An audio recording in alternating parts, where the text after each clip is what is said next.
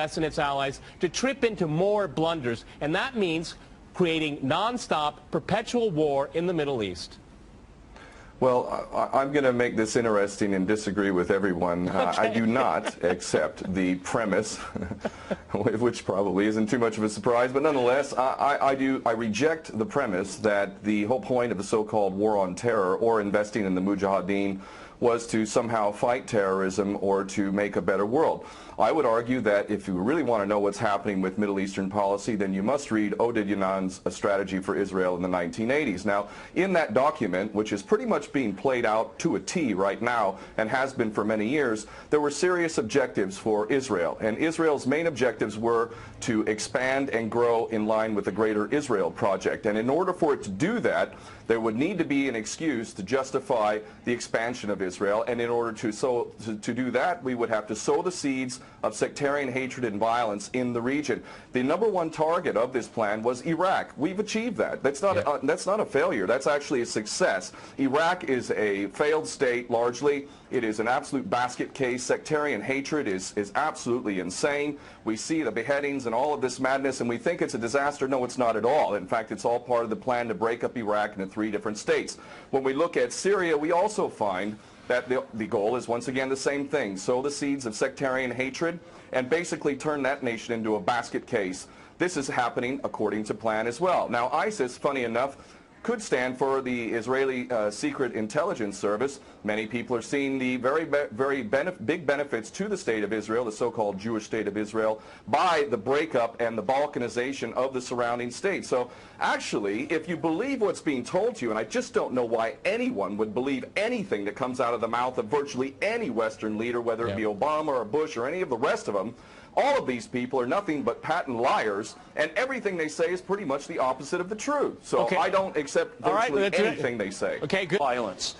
Barack Obama did not bite at the opportunity to get involved in Syria a year ago. In fact, at the time when he was ready to start bombing Assad, just about 13 months ago, and he backed off as soon as the first excuse came to mind. We've been supporting ISIS. There is absolute continuity between the policies of Iraq and breaking it up and breaking up Syria as well. It is beyond naive to suggest that the U.S. doesn't have its fingerprints all over ISIS. In fact, tell me this: why has ISIS never once, or al-Nusra Front or al-Qaeda, not once have they attacked Israel? In fact, ISIS militants are getting medical attention in the Golan Heights and in Israel itself. What does that tell you?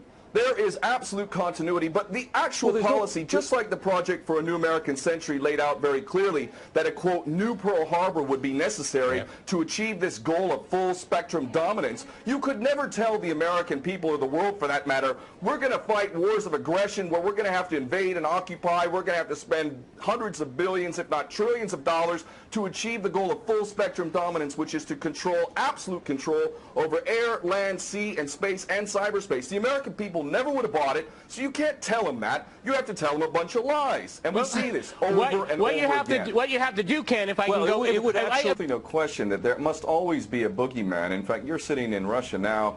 For 50 years plus, we were fighting this Cold War that really was an absolute charade to begin with. There never really was a threat of a Soviet invasion. And for decades, we spent insane amounts of money developing nuclear weapons to the point of really completely, totally collective insanity. And here we sit today in a world that threatens a third world war with a policy that is clearly intended to totally destroy Syria. Let's see what happens. If we take Bashar al-Assad out of the equation in Syria, does anybody with half a brain not understand that that vacuum that's going to be created is going to be a vacuum filled by the most powerful interests there? And who is that right now? Well, that would be our best friends and allies, these little Frankenstein monsters that we create, whether it's al-Qaeda or al-Nusra Front or the latest ISIS monster that we've created. Those are the ones that are going to fill that vacuum, and that fits perfectly in line with Oded Yanan's A Strategy for Israel in the 1980s. And if these other two gentlemen haven't read that document, I seriously suggest you do. Another thing that's really worthy of pointing out is the so-called Islamic State is anything but Islamic. And yes, there is a war on Islam. Islam is very understood by many Muslims around the world to be absolutely 100% forbidden for you to forcibly convert somebody to Islam or kill them. This is totally untrue. Back in the medieval times, when there was Muslim empires, it was an absolute understanding and policy amongst the Muslims who were in charge at that time that those who practiced whatever religion were allowed to continue practicing that religion, and they were not even forced to pay taxes into the Muslim empire itself. However, if people wanted to practice that religion, they would not be able to derive the benefits of the tax system and so on and so forth. The bottom line is no Muslim in their right mind would justify going in and literally executing men, women, and children simply because they don't convert to your religion. These people are not Islamic. They are creations of the monster, which is the empire of the United States and all its cohorts in Israel and England in particular. And this monster is purposely created to justify the continuing insanity of the never-ending war policy, which is really the core of America. And that is exactly why I renounced my U.S. citizenship. This madness cannot be considered anything but the major threat to the world. Okay, Peter, in New York, one of the things we've seen... There are very obvious solutions. One is to arrest the traitors in the U.S. Congress and White House who have sworn to uphold the U.S. Constitution, and somehow the American people have sat by while the President has afforded himself the power to execute anyone, anywhere, anytime, for any American citizen to be detained without any due process of law, no representation, incognito, and theoretically he could be condemned to death by a military tribunal in secret and executed. All of this operating under supposedly the United States Constitution. So all of these traitors need to be arrested first and foremost. When Netanyahu came to the Congress a couple years back, he received 29 standing ovations by these cowardly chicken hawk traitors. So the American patriots need to stand up and grab a pair and ultimately have some integrity and get rid of these traitors. Secondly, cut off all funding to Israel. Israel is a pariah state, a criminal state. It is committing active policies of genocide by the legal definition of the word according to Black's Law Dictionary.